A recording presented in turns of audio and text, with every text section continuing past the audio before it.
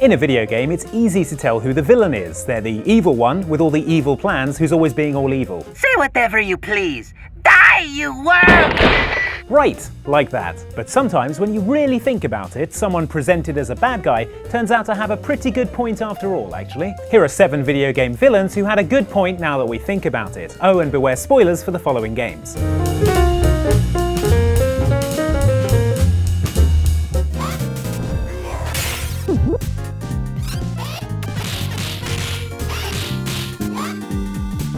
Imagine trying to run a small business in the city where Streets of Rage takes place. The city is ruled with an iron fist by an evil crime syndicate, the streets are overrun by punks, and there's a terrible t-shirt shortage that means everyone is going around topless. That's the situation Barbon, first boss of Streets of Rage 2, finds himself in. Barbon owns a bar, see? Nice place with exposed brickwork, hardwood floors, a couple of classy pool tables. It's not much, but it's all he has. So when a giant pro wrestler, or a woman in a pleather miniskirt, or a rollerblading child, or Cody from Final Fight walk in the front door and start smashing up all his furniture, beating up his clientele and stealing his takings, I think he's entitled to be pissed. Thing is, Barbon does exactly the right thing. He leaves the bar out the back entrance, trying to avoid confrontation, hoping that the lawless vigilantes trashing his bar will just take his apples and sacks of money with dollar signs on the side and just leave. It's only once they follow him and corner him in an alley that he fights back.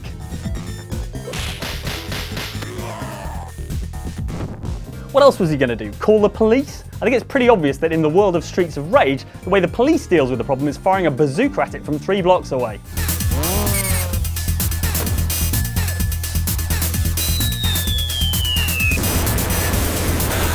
And they made him tear his best waistcoat. Not cool, guys. What are you doing here? The war room is no place for a child. Leave now. I'm here to stop you. You can't kill those people. In Fable 3, you don't exactly start off on the right foot with your brother King Logan. Within moments of the start of the game, Logan forces you to choose between the execution of your childhood friend / sweetheart or a rabble of innocent peasants. I will give you a choice. Who will be punished? These strangers or this girl? The sentence will be death. It turns out this is just a taster of his generally tyrannical rule that includes high taxes, child labour and straight up slavery. All crimes that pale in comparison to that facial hair. It's a face, not a bikini line. Enough! How dare you turn against me? So yes, Logan is a git, but what you don't realise is the reason he's so hard on the people of Albion is that this is a war economy. As king, Logan is desperately trying to build an army to defend Albion from this charming fellow. The light you bring will die. The light inside you will die. The Crawler, as he's known, is coming whether you like it or not, and even when you usurp Logan halfway through the game, if you want to pay for the same army he was saving for, you're going to have to make some dickish decisions, break some promises to your people, and give up your own giant Scrooge McDuck money room. So tell me, what are you willing to sacrifice to do the right thing? Remind me why I wanted to be queen again? Was it the cool hat? I need to stop making decisions to become things based on how cool a hat you get. So yes, in hindsight, given the choice between the Crawler or King Logan being in charge, we'd vote for Logan 2016. The sacrifices I had to make, I did them to protect Albion. Taxes are higher, but at least you're not in danger of being consumed by the creeping darkness. Can't argue with that as a political platform. There's nothing left. You're gone. All gone. Tell you what, I'll turn myself in as soon as you do the same. Because you don't consider yourself a criminal, do you? The suit, the gadgets, the sense of entitlement. You're just another rich kid atoning for his fiscal sins. Gotham City is fantastically, spectacularly corrupt. If there were a corruption Olympics, Gotham would get the gold, or it would just bribe and threaten the IOC officials until it got the gold regardless. So political activist Lonnie Machin, aka Anarky, felt he had to do something. To that end, he planted bombs in 3 of Gotham's most corrupt institutions: the Merchant Bank, which was owned by Black Mask and used for money laundering, the Gotham Casino, which swindled Gotham's citizens out of their hard-earned money, and the GCPD, full of corrupt cops on the take who control Gotham's streets through fear and intimidation. Okay, now just to be absolutely clear, we're not condoning planting bombs anywhere. Clearly, Anarky went too far on that point, and violence is never the answer. And he even realizes that. There's a way to make this work. To show you that we share the same goals. Maybe I took things too far with bombs and the threats. I can learn from that. But his point remains valid even if his methods aren't. Gotham is massively corrupt and something needs to be done. Something more lasting than Gotham's richest man dressing up as a bat and punching muggers with electric gloves that cost more money than the same criminals will ever make in their entire criminal careers. But Batman isn't interested in long-term solutions. Anarky even offers to team up with the Batman, giving Bruce the chance to channel his energies into something more positive. I'd like to propose an alliance. I think the two of us could accomplish great things together. See if you can guess what Batman's response is. Monster! In fact, Batman seems really keen on Anarky going to prison when he's fine with, say, Catwoman flipping around Gotham like she owns the place. Wonder what that's about. I think you're so busy playing hero, you've forgotten what it's like for the rest of us. I mean, wow, that's actually a really good point, Anarky. You didn't take me down because I broke the law. No, you took me down because you don't want the competition. That's what this is really about, isn't it? Let me ask you something. You ever wonder if you're the reason the city's so messed up? Deploy bat earplugs. I'm not listening. La la la la la. What is it the Templars truly seek? Order. Purpose. Direction. No more than that. We spent years hating those dreadful Templars, and then Haytham Kenway came along in Assassin's Creed 3 and was the first to make us think, hey, maybe these guys have a point. That's partly because we spent the first 10 hours of the game playing as Haytham, seeing things from his perspective and furthering his cause, before we found out we were doing odd jobs for the guys who, up until now, were the series' bad guys. But why let a few power-crazed dictators ruin it for the rest of them? Old Hayth just wants peace, and he reckons the best way to do it is with a few rules and regulations. Otherwise, what do you have? Thunderdome. That's what. That said, we're not keen on some of his methods, and he takes full advantage of the fact that it would be another 170 years or so until the Geneva Convention was drawn up. I've told you everything. Now let me go. Of course.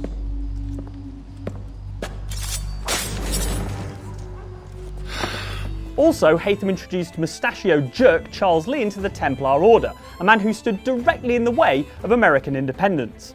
I'll burn that homestead of yours to the ground and roast the severed heads of your precious founding fathers in its flames. But ask yourself this, would British rule really have been that bad? Just think of all the fun you could have had being terribly sorry about everything. No? Well, you're welcome back anytime you like. To summarize, change is good. Embrace it. Your king is alive. Rejoice. And you must stand like a sentinel, waiting. Bring it on. Now, I know what you're thinking. Are they really going to argue that Pagan Min had some good points? You fucking Jabba, you couldn't fucking do that! That Pagan Min. It was the fucking golden path.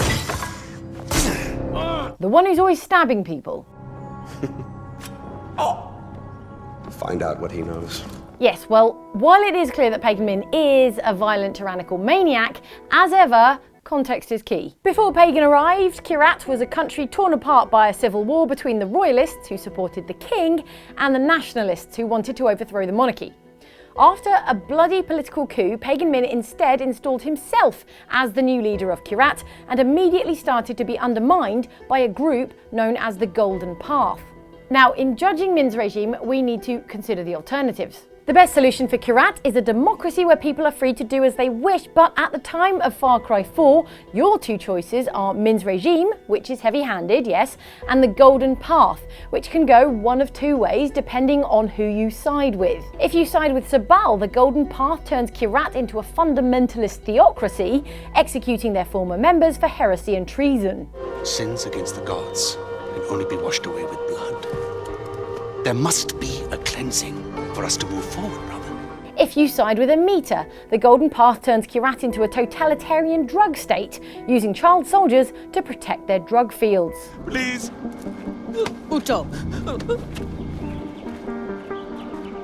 This is a good thing. Your children will help Kyrat become a better place. If you love Kyrat, you will turn around, go into your homes, or I will have you shot.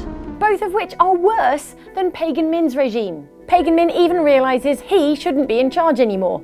At the end of the game, he relinquishes power voluntarily and offers the Kingdom of Kyrat to protagonist AJ, knowing that you'll do a better job of ruling because you're so great.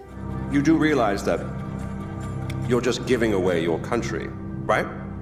It's yours. It's always been yours. Kyrat is yours. I pulled you off the bus in the first place to pass it on to you. Plus, he has an excellent taste in suits. You've got to give him props for that. There you go. Queen Firefly. Why are you here? Business. Set in a brutal and desperate world, The Last of Us has more shades of grey than a paint chart, with morally compromised good guys and ostensibly bad guys with a fair point. I'm not about to kill the one man in this facility that might understand the weight of this choice. So Marlene is about as close as the game gets to a final boss. She's the leader of the Fireflies, a resistance group searching for a cure for the cordyceps brain infection that's turning people into angry cases of athlete's foot. Hang on, have they tried just whacking some Caniston cream on it? You'd assume they have, because it turns out the mutated version of the fungus inside Ellie's brain is the only way to develop a vaccine and save all of humanity, and, regrettably, the surgeons can't operate without killing her. Once they remove it, they'll be able to reverse engineer a vaccine. Marlene has the extremely difficult job of giving the doctors the go-ahead to kill a teenage girl for the good of all mankind. But whatever it is you think you're going through right now is nothing to what I have been through. It's not like she wants to murder Ellie, it's just that when you take someone's brain out of their skull and then pop it open to scrape out all the fungus inside, they have a tendency to die. There is no other choice here.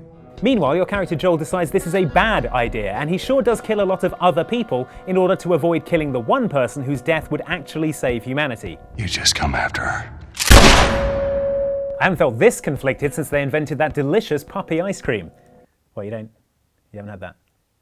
It's good. You think you're Frankenstein, killing his own monster. Actually, Mr. Jensen, I prefer to think of myself as Daedalus, watching helplessly as his child crashes into the sea. Hugh Darrow from Deus Ex Human Revolution is the Nobel Prize-winning father of mechanical augmentations. He's also the guy who triggers the cataclysmic Aug event late in the game, using a software upgrade installed in most augmented people to send them into a violent rage. This causes countless deaths, widespread distrust of augmented people, and the so-called mechanical apartheid, as seen in the upcoming Deus Ex Mankind Divided. Forgive me.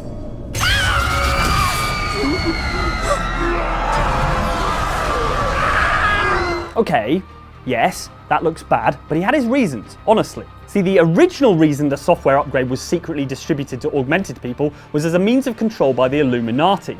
When this is done, the Illuminati won't be able to control men and women like you as they had planned, from the inside out. In effect, all augmented people had been fitted with a kill switch, as you will discover yourself if you get the software upgrade. Like an idiot.